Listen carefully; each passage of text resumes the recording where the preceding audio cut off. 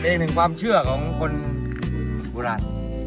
หมายความว่าไงครับมด เว ทำบุญ ลาถ้าเกิดว่าฝนฟ้าจะตกหนักๆน้ำจะพระน้ำจะท่วมมดทำบุญเนี่ยจะย้ายรังเองย้ายรังไปอยู่ที่สูงครับ ย้ายรังใช่ไหมครับ ย้ายรัง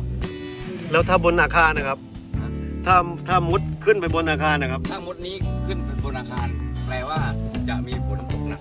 จะมีน้ำป่าไหลหลากแต่ฝนอยู่บนเขา แต่ในยุคปัจจุบันเนี่ยธรรมชาติก็เชื่อยากแล้วนะครับเพราะว่ามนุษย์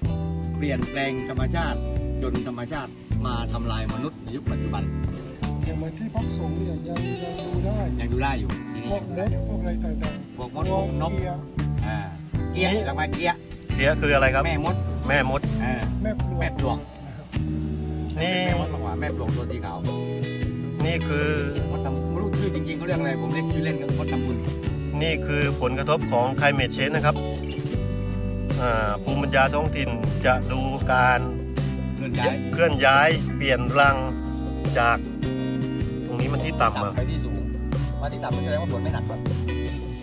นี่เหมือนกับเขาลงมาที่ต่ำนะครับ ครับฝนไม่หนักครับ ก็ถือว่าไม่ต่ำเพราะว่าหนึ่งถ้าเกิดเราดูอย่างนี้ก็คือน้ำเนี่ยเป็นอย่างนี้เขาเปลี่ยนที่อยู่ น้ำไล่เขาเลย น้ำจะไล่เขาความชื้น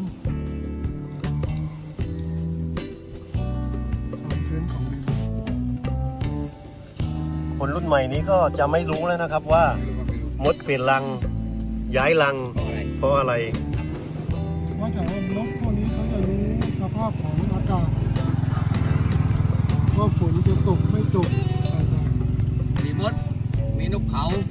มีหิ่งห้อย ที่สามารถจะบอกเรื่องของลมฟ้าอากาศเหมือนกับการพยาก และ รณ์ อี อาก อย่า าศ งหนึ่งเหมือนคนโบราณเนี่ยจะดูอีกอย่างหนึ่งก็คือดอกชุมเห็ด ดอกสุเห็ด ถ้าเกิดดอกชุมเห็ดบานจนดอกสุดท้ายเมื่อไหร่เนี่ยเขาบอกว่าฤดูฝนฤดูกาลจะหมดแค่จะภูมิปัญญา ดอกสุเห็ดดอกเล็บเกี่ยวจับจิวเล็บเกี่ยวลูกแสงขันนะครับ นี่ครับคือผลกระทบของ climate change